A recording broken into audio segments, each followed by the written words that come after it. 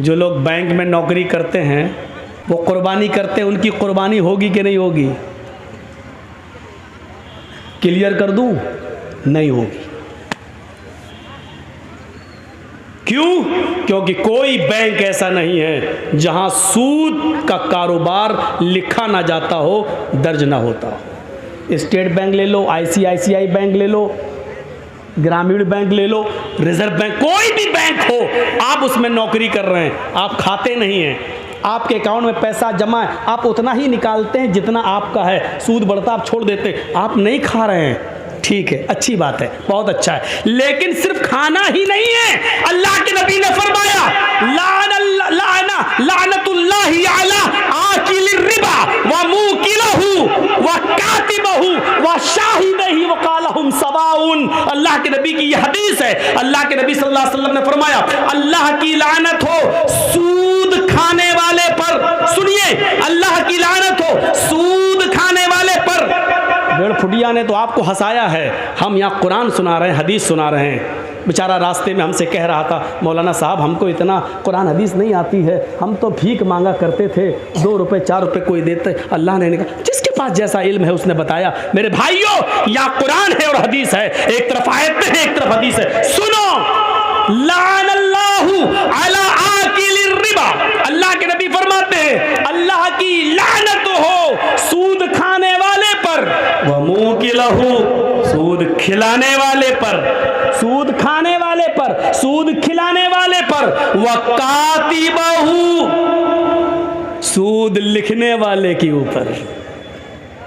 Jersey साहब सूद खाते नहीं हैं, किसी को 1 लाख दे के 10 भी नहीं ले रहे हैं। बैंक में मेरा भी पैसा 1 लाख जमा है, 1 साल के बाद निकाल रहे हैं तो 1 ही लाख निकाल रहे हैं, जो बढ़ गया ब्याज तो हम नहीं ले रहे हैं। नहीं साहब, ब्याज हम नहीं खाएंगे, लेकिन हम बैंक में नौकरी कर रहे हैं। आपका 1 लाख का 1,03,000 हो गया, हम लिख तो रहे हैं, हम चढ़ा तो रहे हैं कि 1,03,000, आपका बढ़ गया, लिख तो रहे हैं हम 1,03,000। ये लिखने पर भी लानत।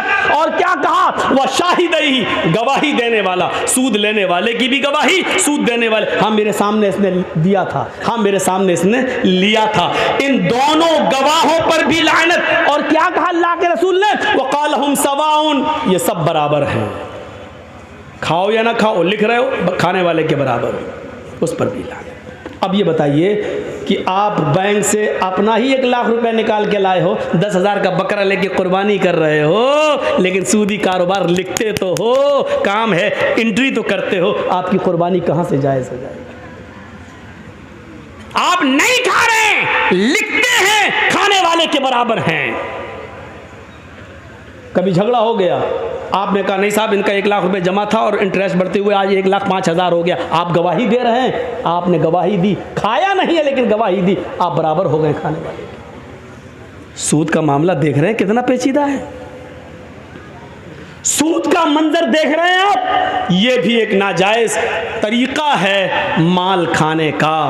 या अय्युहल्लज़ीना आमनू ला ताकुलू अम्वालकुम बैनकुम बिल बातिल, हाय ईमानो वालो तुम एक दूसरे के माल को नाजायज तरीके से, बातिल तरीके से मत खाओ। मदद करना सीखो, ताउन करना सीखो।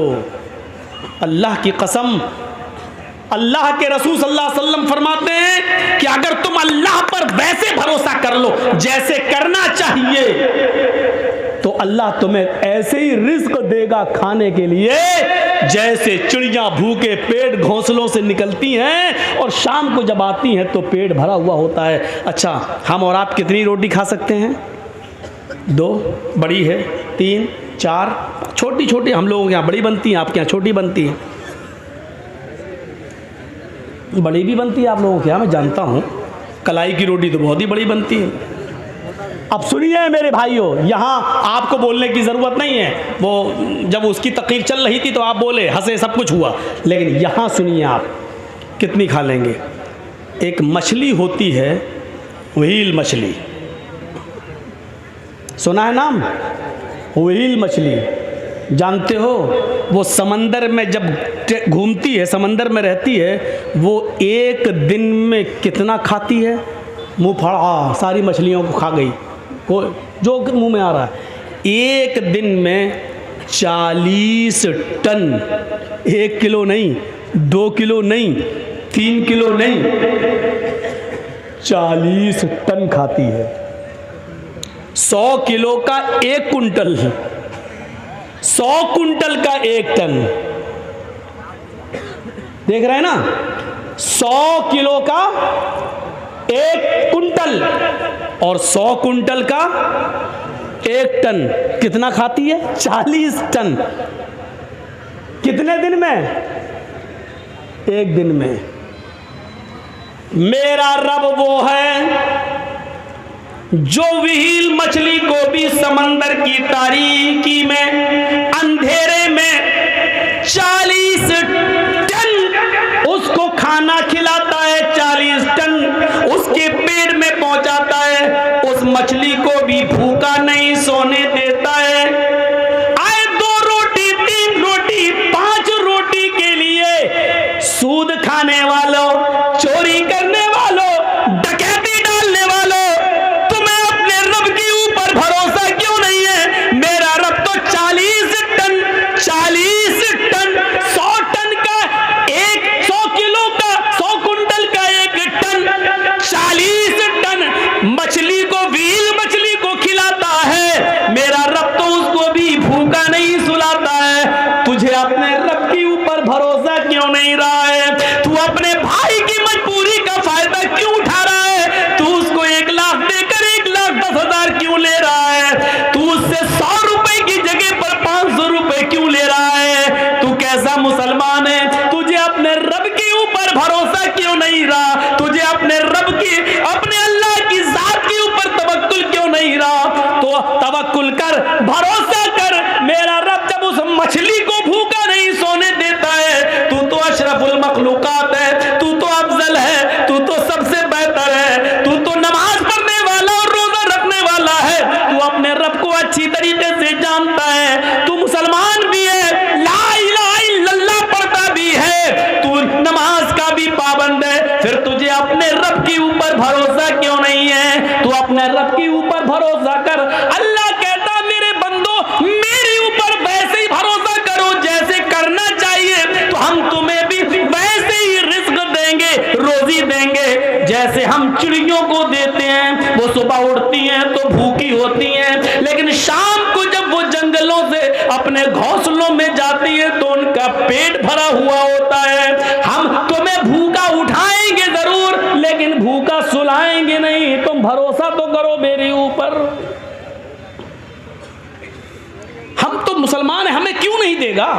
हमारा रब तो वो है, हमारा परवरदिगार तो वो है जो काली रात में, काले जंगल में, काले पहाड़ पर काले रंग की जब चींटी चलती है तो इतनी बुलंदी से वो उस चींटी को भी देखता है। उसके जब पैर के रखने की जो आहट होती है, हमारा रब उस आहट को भी सुन लेता है, उसको भी ग़िज़ा देता है। अल्लाह ने उसको पेट दिया है तो ऐसी नाक भी दी है उस मामूली चींटी को कि हम अपने बगल की, अपने हाथ की चीज को नहीं सूंघ पाएंगे, लेकिन उस चींटी को देखो, उसकी ग़िज़ा 1 मंजिल की दूरी पर रखी है, 2 मंजिल पर रखी हुई है, लेकिन उसकी नाक में अल्लाह ने इतनी स्पिरिट दे दी, इतनी स्ट्रॉन्ग बना दी, खुशबू सूंघने की उसको ऐसी शक्ति दे दी कि वो अपना रोजी रिस्क तलाश करने के लिए 2 मंजिल पर चली जाती है।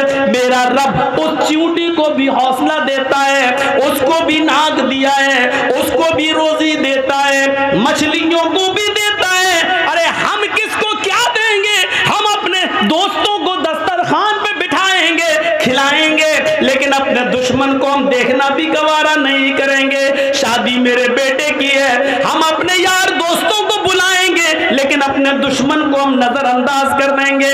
मेरे भाइयों, हम दोस्तों को खिलाएंगे, पिलाएंगे, लेकिन दुश्मन को भूल जाएंगे, उसकी तरफ नजर उठाकर भी नहीं देखेंगे। मेरा रब तो वो है जो दोस्त को भी खिलाता है, दुश्मन को भी खिला रहा है, नमाज पढ़े उसको भी दे रहा है, न पढ़े उसको भी दे रहा है, जो ला इलाहा इल्लल्लाह का इकरार करता है वो उसको भी देता है, और जो मूर्तियों की पूजा कर रहा है वो उसको भी दे रहा है। उसकी नजर में खाने और पीने में कोई इम्तियाज नहीं। ओ मेरे बंदो, जब हम काफिरों को दे सकते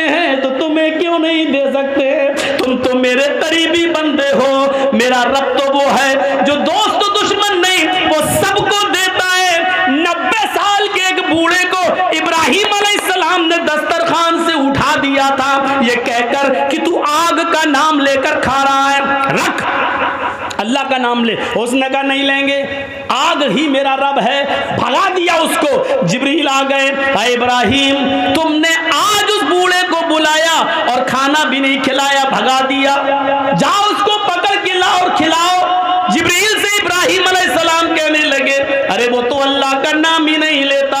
कहा इब्राहिम वो तो 90 साल में पूरी जिंदगी में कभी उसने अपने रब का नाम नहीं लिया, तुम्हारे दस्तरखान पर तो उसने आज अल्लाह का इनकार कर दिया, लेकिन वो तो 90 साल से नाम नहीं लेता, लेकिन तुम्हारा रब 90 साल से उस बूढ़े को खिलाता रहा, उस बूढ़े को पिलाता रहा, उस बूढ़े को रोजी रोटी देता रहा, फिर तुम उस बूढ़े को दस्तरखान से कैसे भगा सकते हो? तुम्हारे रब की रहमत को ये गवारा नहीं है। जाओ बुला कर लाओ, पकड़ के लाओ। बुला के लाया, इब्राहिम अलैहिस्सलाम लाए और उस बूढ़े को खिलाया। कहा लो खाओ। कहा अब क्या हुआ? मैं अल्लाह का नाम नहीं लूंगा। कहा मत लो, मैं आग का नाम लूंगा। लो। अरे अब क्या हुआ?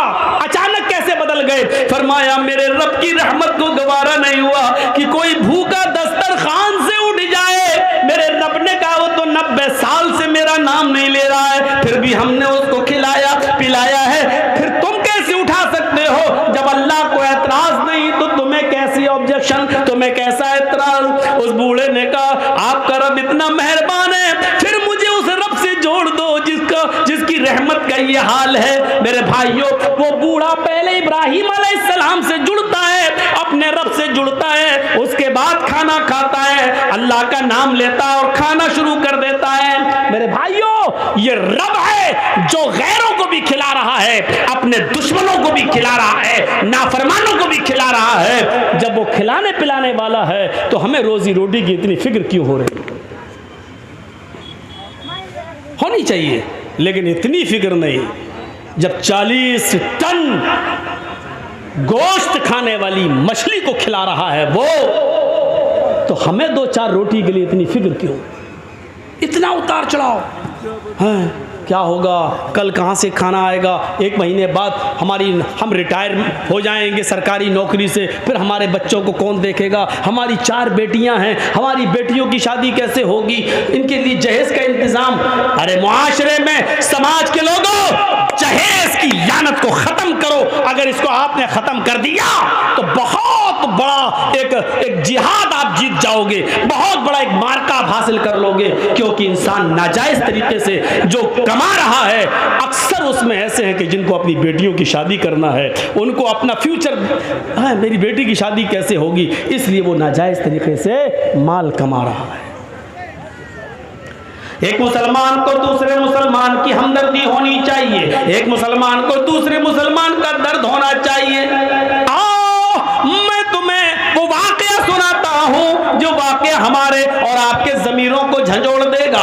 अल्लाह के नबी सल्लल्लाहु अलैहि वसल्लम के 2 सहाबियों का वाकया है। तज़किरतुल हुफ़ाज़ में अल्लामा शमसुद्दीन ज़हाबी नकल करते हैं, 2 सहाबियों का कि कपड़े की दुकान है। सुनिए, आप लोगों का असल मार्केट अहमदाबाद, 2 दुकानें हैं।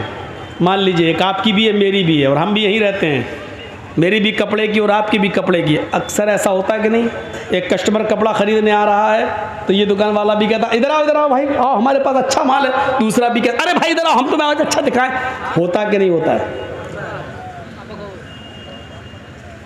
ये कंपटीशन है, होता है।